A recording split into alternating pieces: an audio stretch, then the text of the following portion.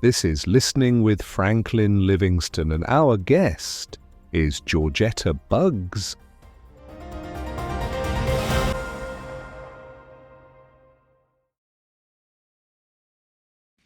Yeah, what is your passion in life? So my passion has been shifting, right? Hmm. And as we were speaking earlier, that when I do something, like I'm going to do this for this semester, so this is my passion. And constantly I am thinking about who's going to come on the show, what the questions might be. And it's all, it's not scripted. So we Hmm. don't, you were talking about these questions somebody had. So we don't share any questions. Hmm. I just like to know. Uh, I do have an objective, so it's not like all over the place.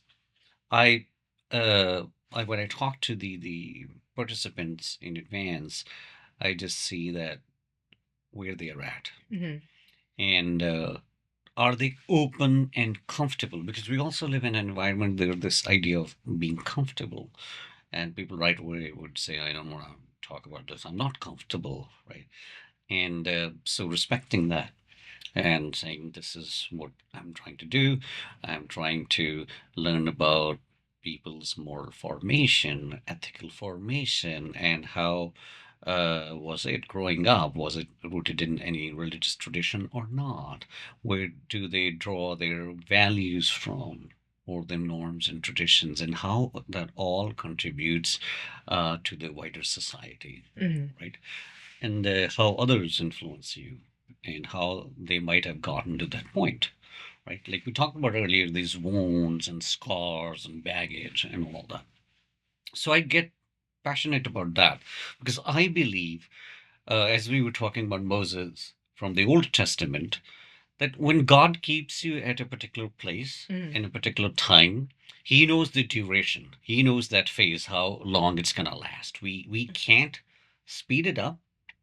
If we try to, we're gonna get uh, again in when we face failure, we're gonna get anxious and unhappy and maybe depressed because we like to take charge. Hmm. But when somebody else is a driver or a pilot, then the only thing we can do is let go Hmm. and relax, right?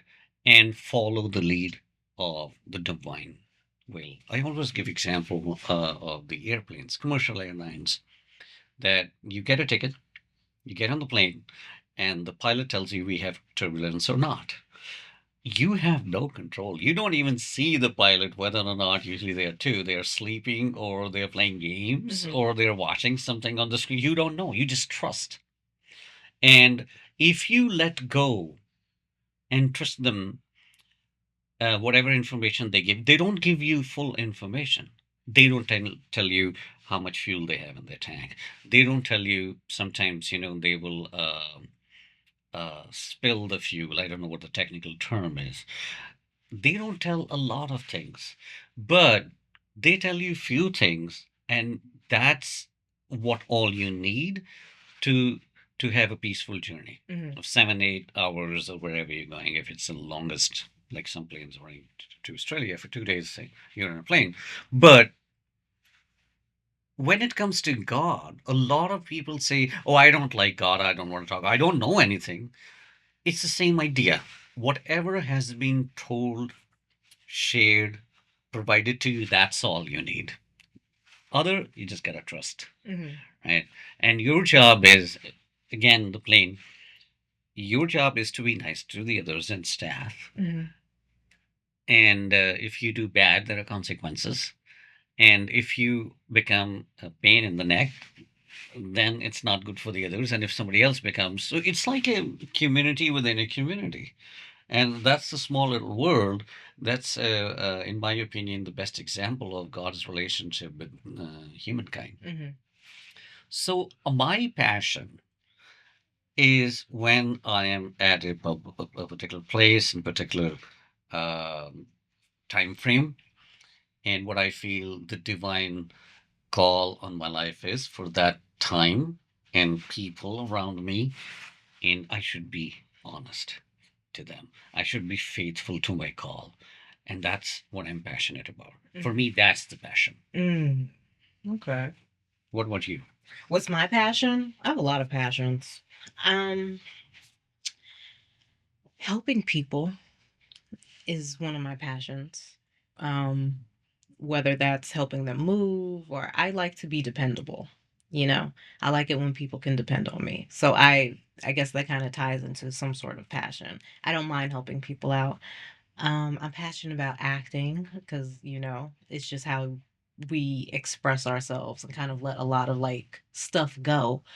And it's fun too. I think overall it's just a fun thing. I'm passionate about having a good time, like making sure like everyone around me is like having fun. Um and I've also gotten passionate about working out, which is crazy. Excellent. It's excellent. Yeah. Yes. I would say those are my overall passions. Is that yeah. But I think more so I'm passionate about self healing because I've always been on this journey of not being present because I've always had like so much going on. And then like it was just kind of like what I told you earlier was like surrounding yourself with good people, surrendering to God, and just kind of saying, "Okay, Lord, take over," because now I can't be in control anymore. Because I guess I was a very controlling person, and it's all about learning and Hmm. knowing yourself and growing. But yeah, yeah, I think that was my overall thing was just being self-sufficient within myself and knowing myself. And you hit on a lot of things earlier when you said uh something about it's not necessarily always about you, it's more so about God. And so now my focus is kind of honoring that, honoring God in a way that I've never kind of done before to just release the pressure off of me. Mhm. Because again, I'm controlling. I like to have everything in control. If something doesn't go right, I just freak out. So that's very important to me. But again, work in progress, taking it day by day. Uh, but it does get better with time. I will say that. It definitely gets better in I time. would say, I would add that having an awareness, Mm-hmm. knowing that this is what I have struggled with and Mm-hmm. this is what I'm working on is really great. Yeah. I want to commend you on doing that. I want to recognize that's one of the strengths one can polish Mm-hmm. and embrace onto, Mm-hmm. that knowing our weak. Because a lot of us in this day and age, it's difficult for us to acknowledge I have a weakness. No, because you're perfect. It's just like the other person's problem. And I know I'm going to criticize some of the therapists. Mm-hmm. Uh, a lot of people would go to a therapist and then they'll say, yeah, we didn't vibe, we didn't connect, Mm-hmm. we didn't hit it off, so I'm going to change. And they'll jumping from a therapist to the other therapist, to therapist, until they find a therapist who listens to them and sort of indirectly, I know they are not um, supposed to say what's right or wrong, Mm-hmm. but somehow when the client thinks she gets me, she hears me, and she validates my worldview Mm-hmm. or my belief system, I personally think that some professionals are wrong there. Because I had a situation with somebody, and it was a brief talk, and then I heard them saying, "Okay, if it came across that way or you felt that way, that's on you, not me." Oh. And I know that because that the therapist told them that because a couple of weeks ago it was about somebody else, and the therapist said the same thing. It's not about you. Now, if you are enforcing an idea, just because you have a client or whatever, should you be careful? How does that relate to the broader community or humanity? I think that's sometimes missing when it comes to the therapy. That they think the person is depressed, let's make them happy. Their Mm-hmm. own version of happiness, right? So they'll enforce the wrong ideas or encourage them to hold on to those beliefs or feed those beliefs. Mm-hmm. But I believe otherwise. I think every human being is accountable to their wider community, starting from their local community. Mhm. Otherwise, there's no need of having a community. What is the difference between a civilized society, quote unquote civilized, and if there is such a thing, uncivilized? Mhm. What is the difference between human beings who would go hunt, fight, like certain animals do, fight over a piece of meat and go home, Mhm. and humans? Why humans are supposed to be different? Why conventional wisdom, moral philosophers, even if you don't want to talk about religion, moral philosophy before Christ, Mhm. conventional wisdom before Christ and before like 1,000 years ago, Mhm. 10,000 years ago, that all stuff talks about peace and joy, you mentioned, and living in harmonious relationship with your family. And family was a big thing. Now it's somewhere a big thing, somewhere not. Previously, that's why I didn't mention family and community, Mhm. if it was not that important. Mhm. And where do we learn basic stuff that become norms? Why Mhm. do we wear clothes? Why do we eat certain things and not? Mhm. Uh, why do we shower? What to smell? All these things Mhm. we learn at home, Right. right? And home, whether it's a foster home or a nuclear family system, but you cannot just be about you and say that that's the right way to be a healthy human being. I personally think that's not right. And similarly, when we talk about our passions, you used this term early on, divine purpose. Mhm. If your passion and your interests or your desires are not in alignment with the divine purpose, then there are issues of wrongdoings that are understood wrongdoings by moral philosophers, religious people, or civilized humans in general. Mhm. Why do we have, say, a lot of people, I don't know how many of us really sit and think and talk, say mafia. Mhm. A lot of people will say it's drug mafia. What does that mean? People who work in those groups, they have their own principles, they have their own norms, but why are they numb to certain things? For example, killing other human being. Mhm. It might be very easy for them, Yeah. right? And they have their own purpose. Now, what is the difference between that lifestyle and someone where it's like, oh my God, you should uplift the other human because they also expect basic rights, dignity, love, and care. Mhm. Versus, yeah, sell them drugs, kill them, smuggle them, traffic them, Mhm. right? That all happens around us all the time. Mhm. But how do we differentiate? How come we remain on the other side? And if we are on the other side, how come we are unhappy? Why do we struggle with this depression? And I'm not talking about this diagnosed mental illness, but in general, sadness Mhm. and a sense of discouragement and sense of like, oh, I don't belong, I'm not worthy enough. Because maybe we are seeking or we seek validation Mhm. and respect or return Mhm. from the places we are not supposed to. Mm. That's a very deep question. I don't know, question or the whole paragraph as a statement, essay. Okay, yeah. I mean, that's a deep essay, but I would like to know that too. I think a lot of it's environment, kind of like what you said. We're conditioned. Certain people are conditioned to do that, but most of it's environment. How did we come up? What are our norms? What are our values? And how do we perceive the world? I think a lot of that plays into the A side, and then a lot of that plays into the B side. Um, and it kind of factors into our society as well, just like with friends.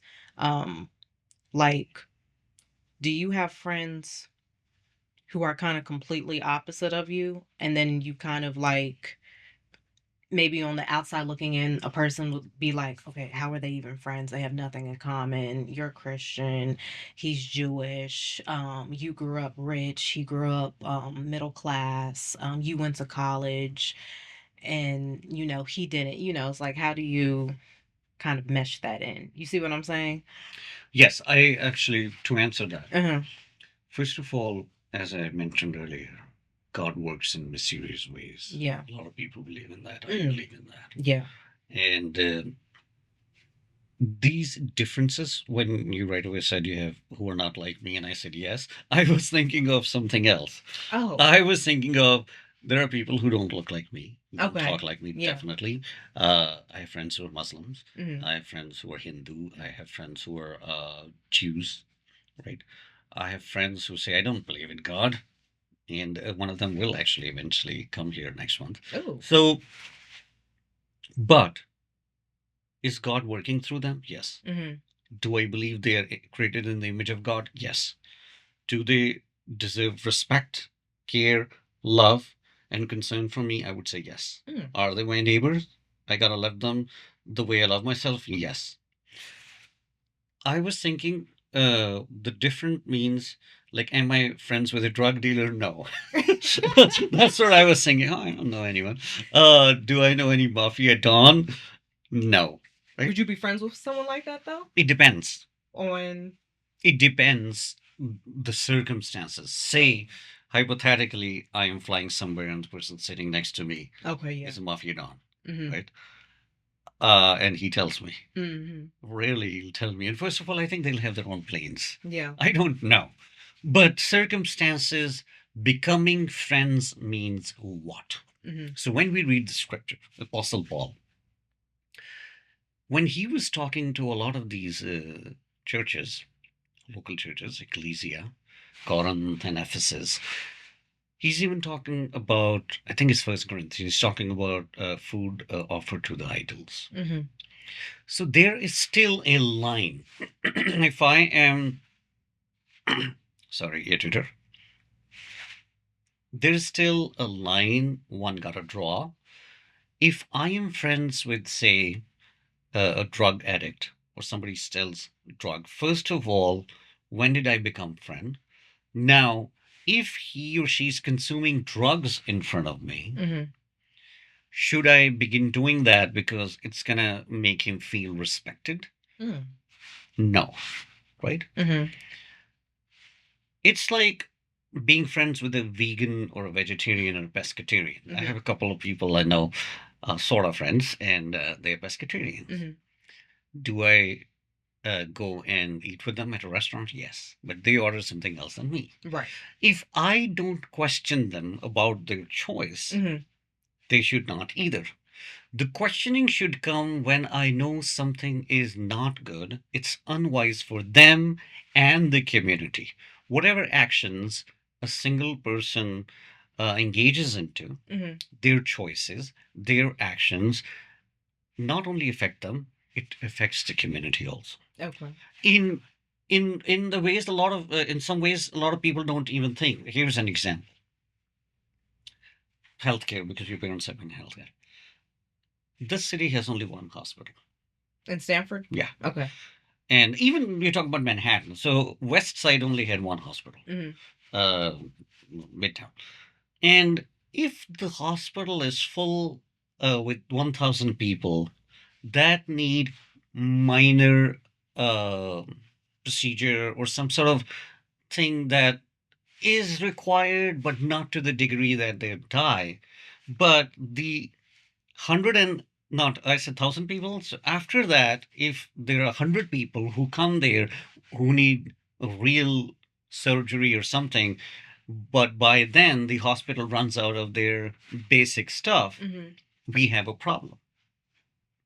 So what's the wise thing to do? The wise thing to do is why healthcare sorry, Mhm. why healthcare professionals were saying wear a mask, wear a mask. right? Because if everybody's getting end up in a hospital, Mhm. how will you treat them? Yeah. So does every single individual, that was just an example, have some sort of responsibility toward the broader community? I would say yes. Okay. I would use even term accountability Hello. because we all then suffer, Mhm. right? The same thing goes for road accidents. The same thing you see, let's say, if a minor engages in something, the family suffers, right? And then suffering could be material suffering, emotional suffering, spiritual suffering, uh, physical suffering. Mhm. Sometimes you'll see because of the kids, parents are fighting. Depends what happened, what not. Mhm. So there are consequences. And if somebody is taught from the early childhood, or a therapist teaches them, it's a teaching. Encouraging somebody to do this is in teaching that, hey, it's all about you. Don't worry about what other people's feel, Mhm. especially if you're in a close relationship, in a business relationship, in a, say, in the acting world, we use the term collaboration. Mhm. If you're in a collaborative relationship, if you're in a working relationship, you're even in domestic and romantic relationships. What is sometimes funny things pop up on my social media, and there's a clip.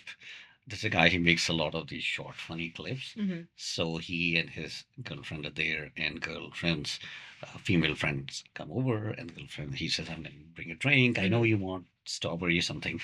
And she says, yeah, and the other one says iced tea. So when this guy leaves, the friend who came over says to the girl, he's so controlling. You Mhm. living with him? Mhm. Oh, he's telling you he's going to bring strawberry thing. And it's a joke. Mhm. But we got to make sure when we are friends, going back to the idea, Mhm. are they the ones who truly, sincerely love you? Mhm. They want your betterment or not? Or they are just living out the pop culture or the school ass things or whatever the trend is. And that's where a lot of problems are. As I mentioned earlier, Jesus did not select the whole town to be his disciples. Mhm. In the same way, we got to be careful with whom we are friends with. Being friends is different than being community members. Hello. Yes. Because I want to touch on a lot of things because you just brought up like a whole thing. So I was watching this podcast, right? And they said, what's a true friend? I don't even remember who it was. But he said, friends are people who hold you accountable because they want what's best for you. Mhm. And then I asked myself, am I a friend to other people? Not necessarily, because, it just it's a very surface level. And then I said, well, are these people friends to me? And it kind of goes back to what my mother and my grandmother have always told me is if you have one or two friends in your life, you're doing better than you think you are Mhm. because not everyone's your friend. But I think it goes way deeper than having a good time. Um, you brought up the airport situation with your friend, and there was this other podcast that I was listening to, and it said, who are your airport friends? And I was actually telling this girl the other day, I said, you have to ask yourself, who are your airport friends? Who is someone who's going to wake up at like 2 a.m. or 3 a.m. and drive 45 minutes to you to come pick you up and take you to the airport? And not only that, maybe even wait with you. Who are those types of people? Who are the people that are holding you accountable when they see your downfall? Mhm. Who are the people who are there for you? Who are the people that are most importantly like pouring into you? You know, but again, discernment comes in too because you could also have all those things with a person and they could be plotting against you Mhm. because it's happened to me. But yeah, I think that the word friend should not be taken lightly whatsoever. Um We have a lot of Facebook friends.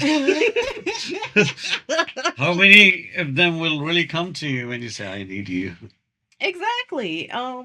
But yeah, it's a whole deeper thing than what I think a lot of people have the idea of what like an actual true friend is. Mhm. And then also I think that people seeing you in different lights, seeing you when you were down and out, seeing you broken and helping you through that stuff. Like, are they really mentally, emotionally there for you as well? Because physically anyone can be there for you.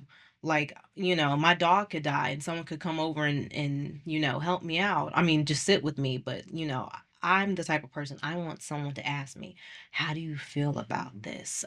Do you want something? Truly engage with you at a deeper level. Yes. Yeah. Let me know that this is valid and this friendship isn't going to like dust.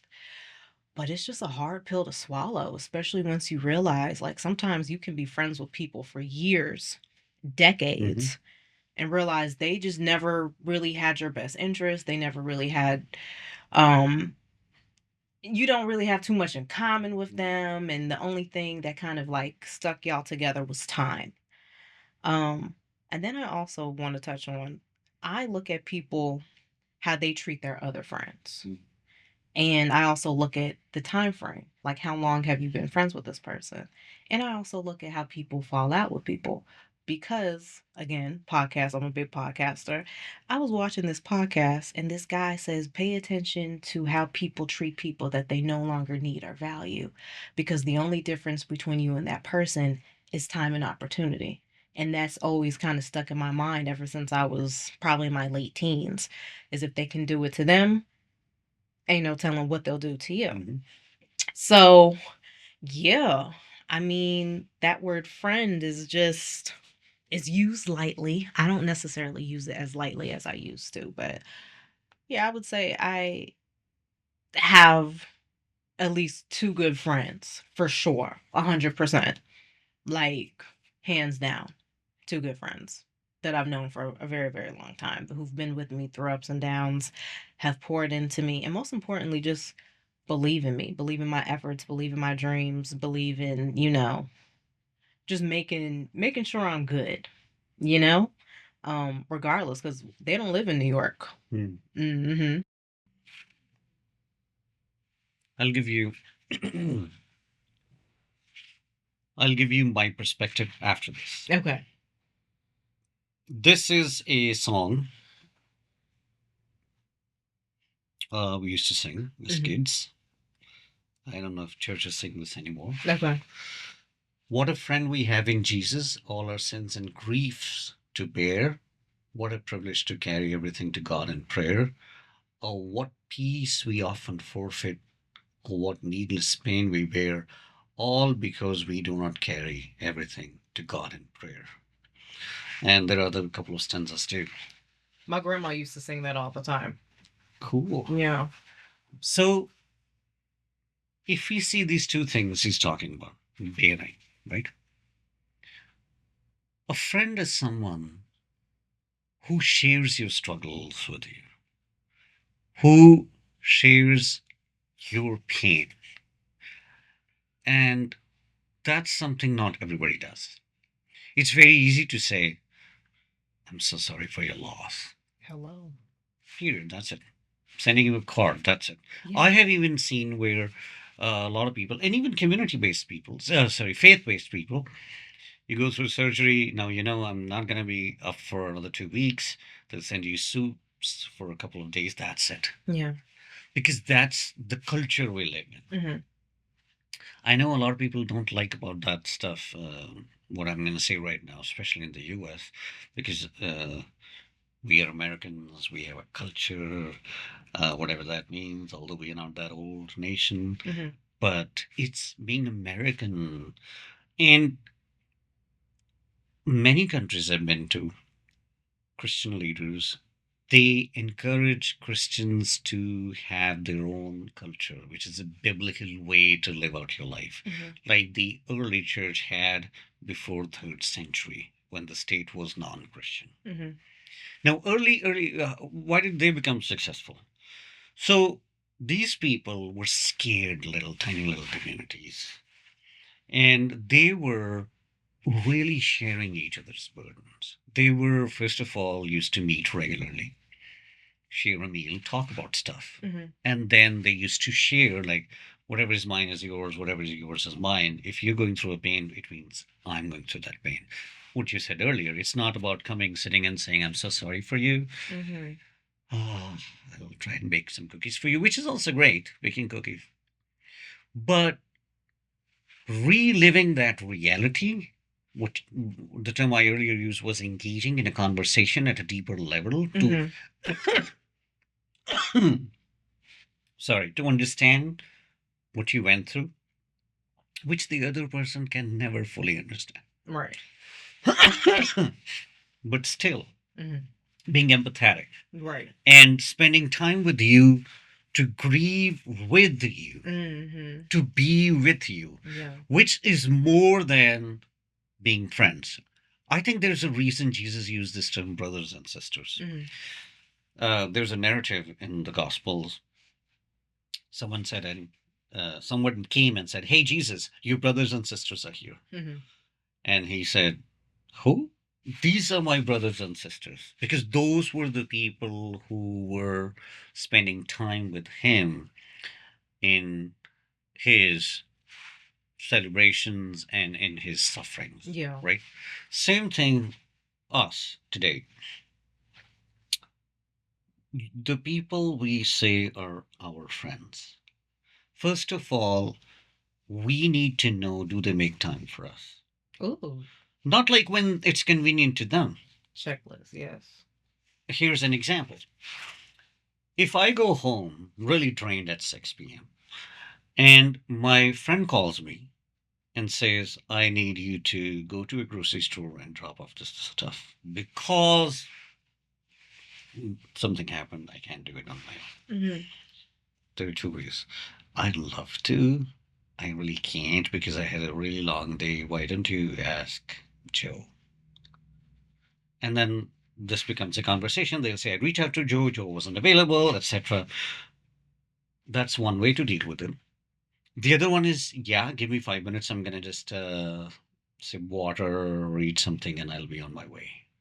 Now, the latter one requires sacrifice, a big heart, especially in this kind of culture. Right? hmm That's what Christian living is. That's why Christian living is not easy. It's not about, oh, I'm Christian, I got baptized, that's it. It's a constant living because being a Christian is and has always been work in progress. hmm Being a friend is a constant living. Hello. It's not that I'm your friend, check mark, you and I are friends on Facebook, Yeah. and now it says we're friends. No. What did you do for me? What did you receive from me? How did you show up for me? Yeah. Yeah. And I think that's I didn't mean to cut you off. No, either, no, no. but, You it goes back to I was watching this video and they were talking about grief and how when a person dies, how do other people show up? And kind of like what you mentioned, people send flowers, they send food, they send their condolences, and that's it. And then she put it in a perspective of, well, how would you show up for a person who just lost someone? And she said, simply by being there. Mhm. And I think that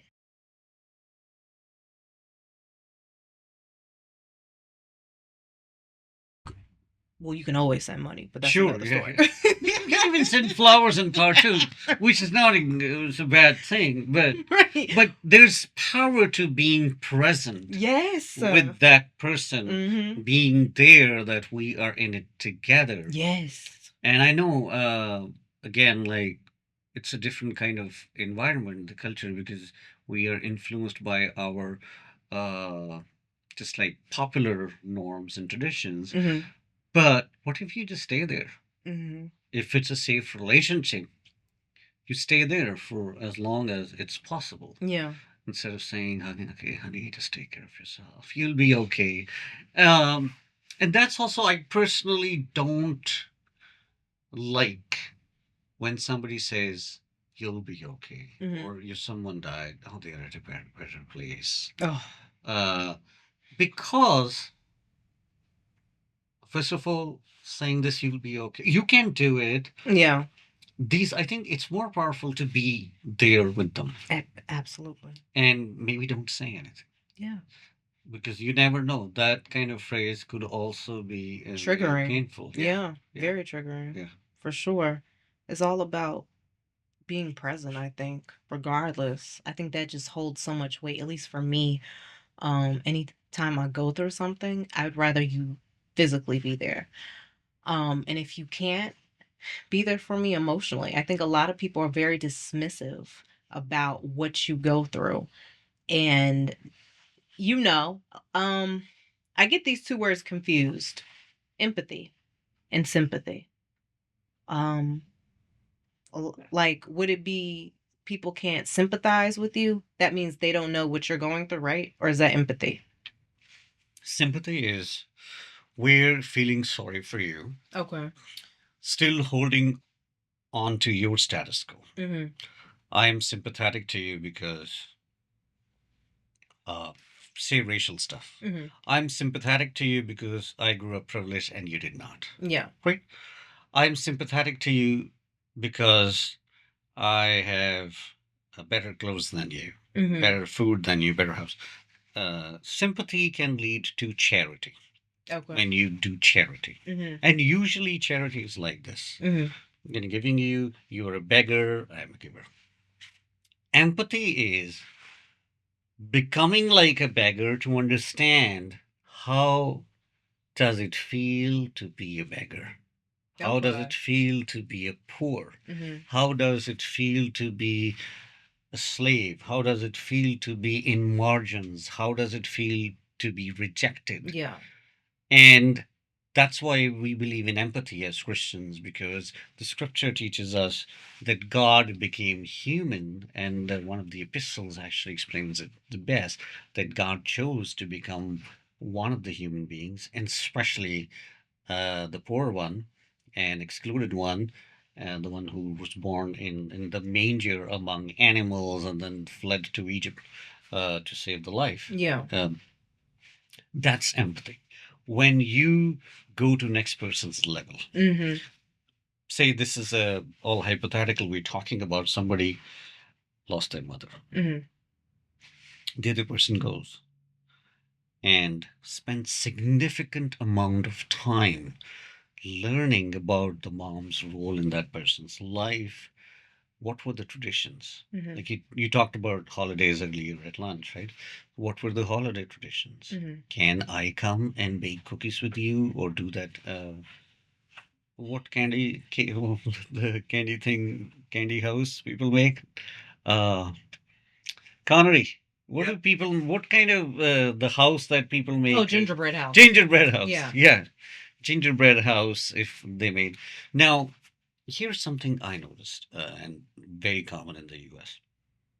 When it comes to Thanksgiving or Christmas and all, people tend to just stay within their own household.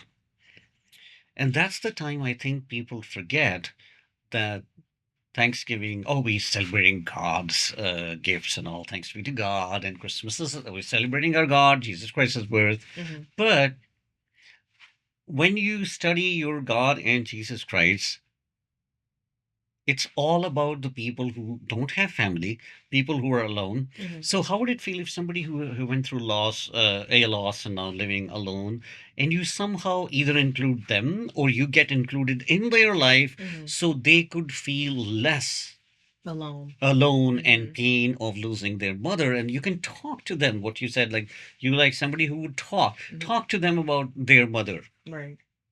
instead of just saying, I'm really sorry for to hear that, and then Yeah. you don't show up, and Thanksgiving you don't even know, or you send them a little bit of food. Or don't That acknowledge sending it. them is sympathy. Yeah. Being with them or inviting them as equal as you is empathy. Mm-hmm.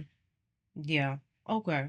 So I think a lot of people don't have empathy when it comes to loss or just in general in friendships. They a lot of friendships are very surface level. You don't really know people.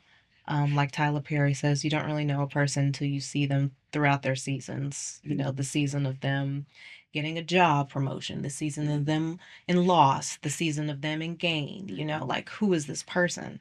And so I just find beauty of just authentic and like knowing a person for like 10 plus years. The longest person I've known her since I was 5. Mhm. And we've seen it all, Right. from graduations to deaths to marriages, to just personal things, like personal traumas on her behalf, personal traumas on my behalf. And I think that's the beauty of friendship, is still seeing a person broken but still loving them unconditionally, I guess, in a sense. Yeah. Um, or conditional. I'm not sure. I mean, I think unconditional again could create some instances where your field, the person giving could feel uh, un, un, thankful from them. Sorry, I meant to say that the receiver could feel that they are not respected or thanked or acknowledged and all. When you do unconditionally, then you don't expect that. It's Mm. hard, but if you go in with that mindset, Mm-hmm. that's what I was saying earlier, that if you go in with that mindset that I shouldn't expect anything, Mm-hmm. That's unconditional. that's unconditional. There's no condition involved. Okay. And the condition is a lot of times we don't say it, Mm-hmm. but it's in our system. Oh, they didn't say thank to me. Oh my God. They could have sent me a thank you note. Yeah. Right? Or the term you earlier used, audacity. Is some right? How dare you? I cooked a meal for you and you talking to me like this? Yes. So that expectation, that's the condition. Conditional. I feel like I'm, to a certain degree, I'm conditional with certain things. Most of us are. Yeah. We are humans. Yeah. Well, that makes sense because I think so. I think about like parents being unconditional because when you're, well, I'm not a parent, but I guess like based off my parents, they never expected me, even at my grown age, to give back, per se, of like, oh, I did this. It was never, they never brought that up. Oh, I did this. It was just unconditional. Same with my grandparents as well. I think that's why it's important to understand that some things are not just cultural when it comes to the biblical text. Mm-hmm. The language we use or we read about God and the people is God and the children of God, Mm-hmm. God and sons and daughters of God. Jesus is saying brothers and sisters, Mm-hmm. right? And the Apostle Paul is saying brothers and sisters. Once in a while, the word friend comes in the scripture. But I think when you see children and the parents, especially when kids are infants, that's the time parents know they can't give anything back. Mm-hmm. And there's no sense of schedule. When a kid wants milk, they want milk. Mm-hmm. So it's not that the kitchen is closed Mm-hmm. and diapers or pampers or whatever is used there, and then they shouldn't cry. How to make them be happy, whatever happiness meant to them. But again, there's wisdom. No one gives a kid something like fire to play with, Mm-hmm. right? And there's somebody here who we didn't have time to delve into that. I wish, because they were talking about giving kids choices, and there was a lot because we were talking about moral formation. Mm-hmm. So the question is, what does choice mean when a kid is small? You can't give them a choice to pee on the couch versus at their toilet thing. Mm-hmm. So there is no choice at that age, right? And that's the age which is, there's a verse where Jesus said, you got to be like children in order to get to the kingdom of God, right? Mm-hmm. Because kids 100% rely on God. It doesn't mean they are stupid. They'll smile, they have emotions Mm-hmm. and all that. But God is actually the pilot of their life. Right. Sorry, the parents are, like giving the airplane example, Mm-hmm. the pilot of, they gotta trust the parent, that parent is gonna provide them Food, food shelter. or whatever. Yeah. And parents are not expecting anything back. Of course, there are mentally ill parents, or there are always exceptions. I was going to because say, yeah. among humans. Mm-hmm. But, and a lot of people, that's why I say I don't like God being the father, because my father wasn't a good example. I understand, but we are not talking about your father. Mm-hmm. When it comes to God, we are talking about the father of humanity. Right. So you have to understand the generalized idea of God and the children. Mm-hmm. So that's the time when you are right. Parents are unconditional. Yeah. For the most part. For the most part. Yeah. No, in the childhood, I think it's 100%. Well, not all parents. Not all parents, Yeah. but their attitude of the parents who know what parenting is. That's For what I meant sure. to say. Yeah. Parents who 100%. know what parenting is, because when a kid grows older, they can expect, hey, I think you should pay rent. But at early childhood, they can't get rent from the kid. Yeah. So whatever they do is unconditional. Right. And when we, as adults, we show the love toward others because we are called to love others as ourselves. Mhm. It should be in the same manner. That's what I was going after. Mhm. That we can expect them to become our obedient uh, servants, I was going to say, but even some people would do friendship Mhm. because they're expecting, because they're saying, oh, I'm lonely, so let's make some friends. Mhm. Because what is the expectation? The expectation is they're going to spend time with me. Mhm. And some people who are privileged, I know, they would throw some bait that, oh, I'm going to take him to a bar and pay for his beers. But basically, that's a selfish, I think, approach because Mhm. you are trying to buy the next person's time, Mhm. right? So, and what are you giving? Beers? Great, but we are supposed to build each other up. We are supposed to provide in the time of need, as I mentioned earlier, that there's a clear distinction between need and want. Mhm. That's why when Jesus was telling the story of the Good Samaritan, the guy who was wounded, his need was to be taken to a hospital. Mhm. His want might be, if she would have asked, hey, what do you want? He might have said, give me a donkey, Mhm. right? Because the other guy who took him was on a donkey. That was his mode of transportation. So we are called to love others. Love begins not by material things. Right. It begins by being empathetic. So whatever the other person lacks in terms of their needs, that enforces their dignity, basic right, and well-being. That's what our job is as a community member. Mhm. It doesn't matter somebody belongs to a particular faith group or not. Mhm. Do you believe in unconditional love in all aspects of life? Yes. No. Say it again. Like, what do you mean by all aspects? Okay, so say that you had a best friend and they betrayed you and that they needed you again. I understand you're forgiving, but does it kind of like balance out love and forgiveness for you? I think it depends. Let me actually make it clear I understand. Oh, So, best friend betrayed me. yeah. Then, next thing I see is a car hitting him, Mm-hmm. and I see the best friend on the road. Right. Now they need me, Mm-hmm. right? Mm-hmm. Should I take them to a hospital or say, because you were not good to me? So, I think I should take them to the hospital. But you're doing that out of love or just doing that like where's that coming from? That comes from your moral belief system. That comes Okay. from your values. Okay. And love is a value that is taught to a majority of the world religions. Mm-hmm. It's just like people don't know sometimes how to express it. So that's why I'm putting it in a story that what's your job? That's the word, American word. What's your job? Yeah. What's the right thing to do? Mm-hmm. Your right thing to do is to take that person to a hospital. Okay. Now, here's the thing. Mm-hmm. Uh, they are so fractured. God forbid, I'm just making up the story because of you. Yeah. So they are so fractured now they can't walk and talk and all. And the hospital calls me up and say we are going to discharge this person and take him. Mm-hmm. Again, I think I should take that person Okay. because out of love, yeah.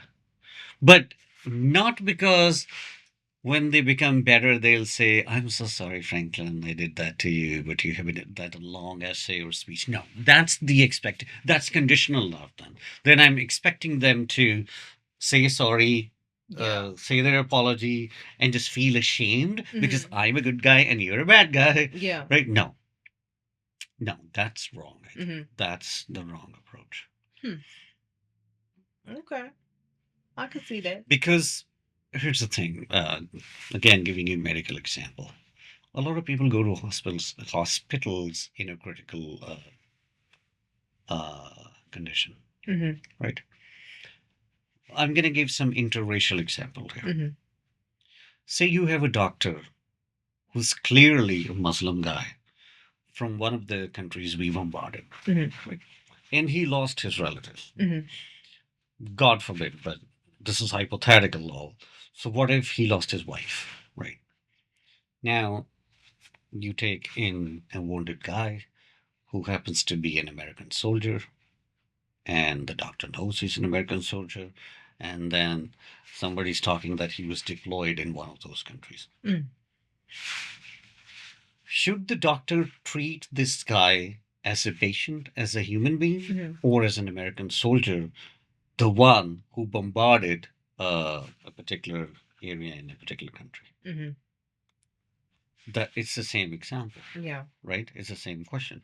So if a doctor has true values and belief system of being a healer, then his job is to heal Hmm. and not question and not expect anything. Mm. Okay. And the same thing applies to a Christian. Mhm. Same thing applies to a person who claims, I am saved, or I am a person of faith, or somebody wants, I'm a man of God. I've heard that phrase too. Hmm. Your job is not to see the human's outer appearance, instead, a human and what they need. Like in the story we just created, I know you're a writer, a director, and an actor. So in the story, if there's a doctor and a soldier, soldier needs immediate medical attention. Right. That's his need. Hmm. Doctor's job is to provide that Hmm. without bringing into consideration the religious difference, And what the he ethnic did. difference, Yeah. or the historical baggage. Hmm. In general, as a community member, how many of us do that? It's not easy. No, it's not. Why don't we do that? I think I literally had a like on the top of my head. Um, I think it's a defense mechanism for one. It's to protect us. Um, for two, it also has a lot to do with again the audacity. Mhm. And I guess personally, um, I don't know, being dismissive of and kind of having any sort of empathy for that person, if that makes sense. Yeah, it does make sense. I think I'm going to give you this Christian world's example. Mm-hmm. It doesn't matter you're Catholic, Episcopalian, or Baptist, or evangelical. Every Christian is called to love their neighbor, right? It's the call. It's the basic call that has been given to. They can't deny the scripture, Yeah. right? And we Christians don't take our call and belief system seriously. That's why it Okay. lacks. Mm.